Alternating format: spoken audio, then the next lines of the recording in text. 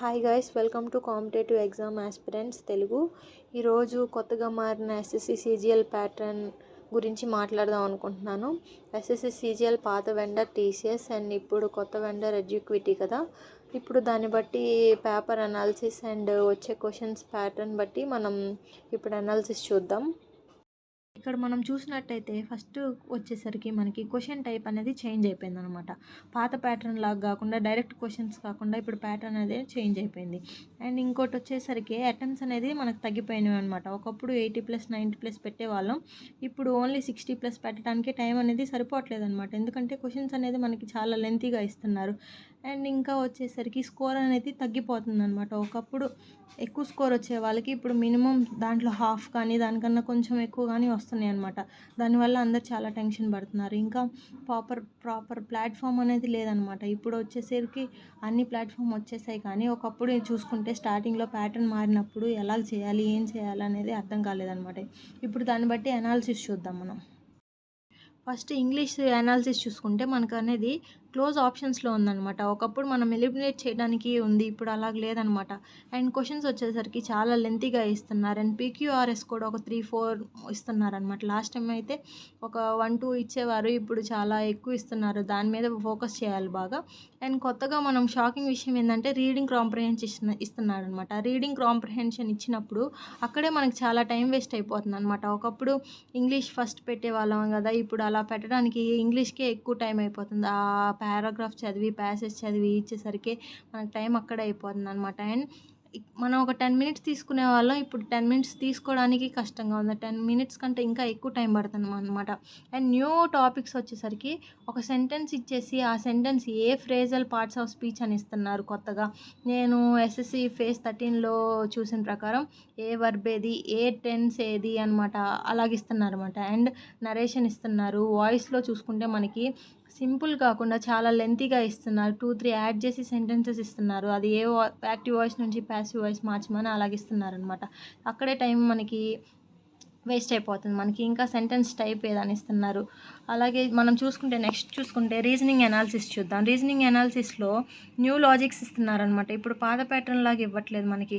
పాత ప్యాటర్న్ కొంచెం ఈజీగా టైం కన్జ్యూమ్ చేసేలాగా ఉండదు, ఇక్కడైతే మనకు టైం కన్జ్యూమ్ చేసేలాగా ఉంటుందన్నమాట. అండ్ వచ్చేసరికి అడ్రస్ బేస్డ్ క్వశ్చన్ ఇస్తున్నారు. అంటే ఒక పర్టికులర్ 3 అడ్రసెస్ సేమ్గా ఇచ్చి అండ్ ఇంకో అడ్రస్ డిఫరెంట్గా ఇస్తున్నారు అనమాట. అది మొత్తం కనిపెట్టాలి. అది కూడా స్టేట్మెంట్స్ లాగా 1, 2, 3, 4 అలాగా స్టేట్మెంట్స్ ఇస్తున్నారు. 4 lines లాగా ఇస్తున్నారు. ఇండెక్స్ బేస్డ్ క్వశ్చన్స్ వస్తున్నాయి. రాంగ్ నెంబర్ సిరీస్ ఇస్తున్నారు. రాంగ్ నెంబర్ సిరీస్ మనకి చాలా లెంతీగా ఇస్తున్నారు. అలాగే అనలిటికల్ రీజనింగ్ ఇస్తున్నారు. ఇంకా క్రిటికల్ థింకింగ్లో ఒక స్టేట్మెంట్ ఇచ్చి దానికి మీరేం చేస్తారు, మీరు ఎలాగ బిహేవ్ చేస్తారు, మీ అజంప్షన్ ఏంటి అలాగ ఇస్తున్నారు. అండ్ మిషన్ ఇన్పుట్ అవుట్పుట్ అనేవి ఇస్తున్నారు అనమాట.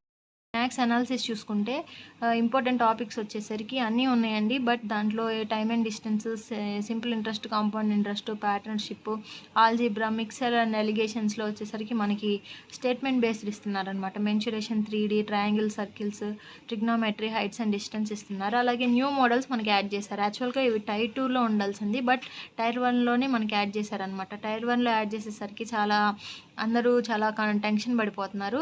ఇప్పుడు దాన్ని బట్టి మనం చూసుకుంటే ఈ టాపిక్స్ కూడా మనం చూసుకోవాలన్నమాట. ఈ ఉన్న కొద్ది రోజుల్లో స్టాటిస్టిక్స్ కానీ, ప్రాబిలిటీ కానీ, పర్మిటేషన్స్ అండ్ కాంబినేషన్స్ కానీ, కోఆర్డినేట్ జామెట్రీ, క్వాడ్రటిక్ ఈక్వేషన్స్.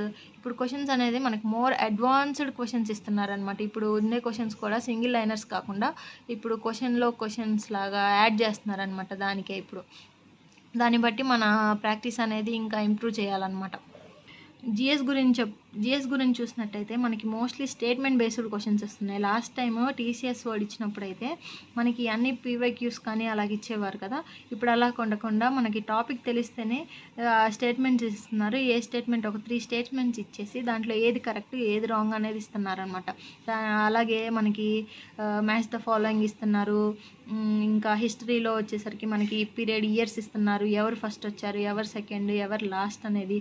అలాగ చూసుకుంటే మనకి స్టేట్మెంట్ బేస్డే వస్తున్నాయి అనమాట. అవి చూసి చదవడానికి మనకు అక్కడే జిఎస్లో టైం ఎక్కువైపోతుంది అనమాట. దానివల్ల మనకి టైం అనేది సరిపోవట్లేదు స్టాటిక్ జీకే అనేది మనకి చాలా తక్కువ ఇస్తున్నారు, చాలా తక్కువ ఇంపార్టెంట్ లాగా కనిపిస్తుంది. ఎందుకంటే రాసిన మాక్ టెస్ట్లను బట్టి స్టాటిక్ జీకే మనకి తక్కువ ఇస్తున్నారనమాట. ఇప్పుడు వచ్చేసరికి మనకి అన్ని subjects important, like history, polity, Geography, science, economy, ఇవన్నీ మనకి ఇంపార్టెంటే అనమాట. ఎందుకంటే లాస్ట్ టైం మనం చూసినట్టయితే మనం కొన్ని ఓకే ఇవి వదిలేయచ్చులే అని అనుకోవచ్చు, బట్ ఇప్పుడు అన్ని టాపిక్స్ ఇంపార్టెంట్ అనమాట.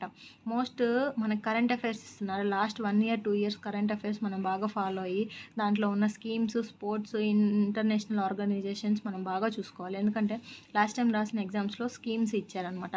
స్కీమ్స్ బేస్డ్ చేసుకొని చాలా క్వశ్చన్స్ ఇచ్చారు. And sports based, international organisations అవి మనం అనాలిసిస్ చూసుకున్నట్టయితే పేపర్ అనేది మనకి చాలా లెంతీగా ఉన్నది. అది 60 minutesలో సాల్వ్ చేయడం అనేది కష్టంగా మారిందనమాట.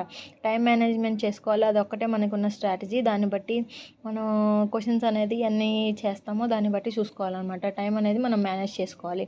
అండ్ కట్ ఆఫ్ గురించి వరీ అవ్వద్దు అనమాట. ఎందుకంటే లాస్ట్ ఇయర్ కట్ ఆఫ్స్ 150+ ఉన్నాయి కాబట్టి ఇప్పుడు ప్యాటర్న్ మారింది కాబట్టి అందరూ ఒకేలా ఉన్నారు. అందరూ ఈ ప్యాటర్న్కి అడాప్ట్ అవ్వాలి కాబట్టి కట్ ఆఫ్స్ గురించి ఎక్కువ ఆలోచించకుండా మీరు యాక్యురసీ మీద ఫోకస్ చేయండి. ఎన్నైతే క్వశ్చన్స్ పెడుతున్నారో అవి పర్ఫెక్ట్గా కరెక్ట్ అయ్యేలాగా చూసుకోవడానికి ట్రై చేయండి అనమాట. ప్రీవియస్ ఇయర్ క్వశ్చన్స్ రిలవెంట్గా ఉంటాయి, దాన్ని కూడా ఫోకస్ చేయండి. ఎందుకంటే మీరు చాప్టర్ తర్వాత వచ్చేసరికి మనకు చాప్టర్ వైజ్ టెస్ట్ అనేది మనం రాయాలన్నమాట. దాన్ని బట్టి మనం ఎక్కడైతే లోగా ఉన్నామో దాన్ని బట్టి మనం ఇంప్రూవ్ చేసుకోవచ్చు. స్పీడ్ ఇంప్రూవ్ చేసుకోవాలి ఫస్ట్ ఆఫ్ ఆల్. అండ్ రోజు టేబుల్స్ రాయాలి, స్క్వేర్స్ అండ్ క్యూబ్స్ అవన్నీ నేర్చుకుంటే డైలీ కంపల్సరీగా మీ యాక్యురసీ అనే క్యాలిక్యులేటివ్ స్పీడ్ కానీ ఇంక్రీజ్ అవుతుంది అనమాట. Don't go to too many sources అనమాట.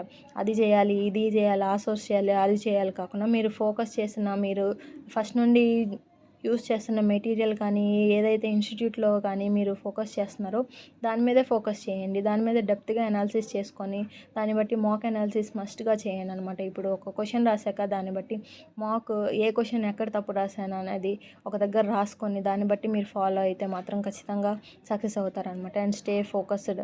హెల్త్ మంచిగా చూసుకోండి, ఫోకస్డ్గా ఉండండి. రోజు డైలీ కంపల్సరీగా కన్సిస్టెంట్గా ప్రాక్టీస్ చేయండి.